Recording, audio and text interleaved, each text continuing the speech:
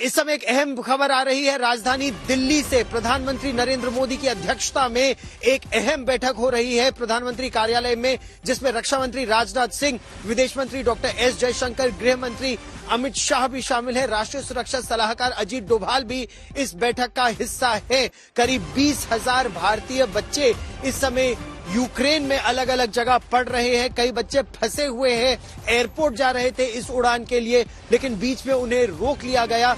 यही नहीं, यूक्रेन ने भारत से मदद भी मांगी है। आप मेरे पीछे वैसे देख भी सकते हैं, एक के बाद एक ट्रकों का काफिला सीधे नियंत्रण रेखा की तरफ यहां बढ़ता हुआ यूक्रेन में। लेकिन मैं आपको यह भी बता दूं कि यूक्रेन ने भारत से मदद मांगी है। यूक्रेन ने यह कहा है कि व्लादिमीर पुतिन जो रूस के राष्ट्रपति हैं, किसी और देश की बात सुने ना सुने, किसी और नेता की बात सुने ना सुने, प्रधानमंत्री नरेंद्र मोदी की बात वो मानेंगे। और इसीलिए एक प्रधानमंत्री के रूप में, एक प्रजातंत्र के रूप में भारत की बहुत अहम भूमिका होती है।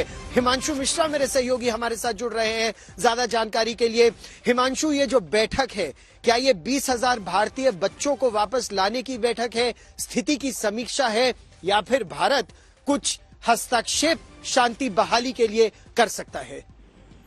देखिए, बिल्कुल गौरव, सबसे पहले भारत की यही कोशिश होगी कि जो वहां पर बच्चे फंसे हुए हैं, स्टूडेंट फंसे हुए हैं, उनको कैसे भारत जल्द से जल्द लाया जाए, उनके लिए क्या कदम उठाने चाहिए, उसको लेकर पूरा ब्रीफ नोट जो है एनडीए की तरफ से तैयार किया गया है।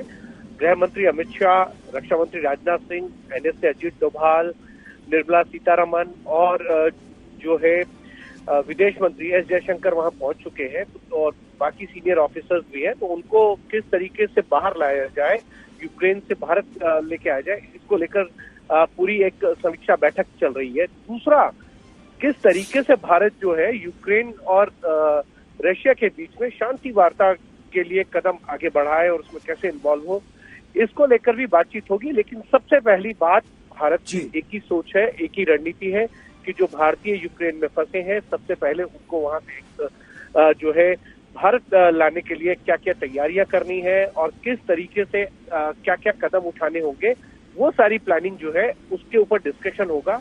और शांति वार्ता को लेकर भारत की जो तरफ से पहल होगी, उसको लेकर पूरा एक ब्रीफ नोट जो है विदेश मंत्रालय की तरफ से भी बनाया गया, उसको लेकर चर्चा जरूर होगी। लेकिन चर्चा के बाद, क्योंकि यूएन क्या कदम उठाएगा वो भी एक देखने वाली बात है भारत के लिए, और भारत कभी नहीं चाहेगा कि किसी तरीके का कोई युद्ध दो देशों के बीच में हो। भारत की यही कोशिश हमेशा रहती है कि वो शांति वार्ता के जरिए जो है मसलों को सुलझा लिया जाए, और भारत की पहल जो है दोनों देशों के साथ यही रहने वाली है।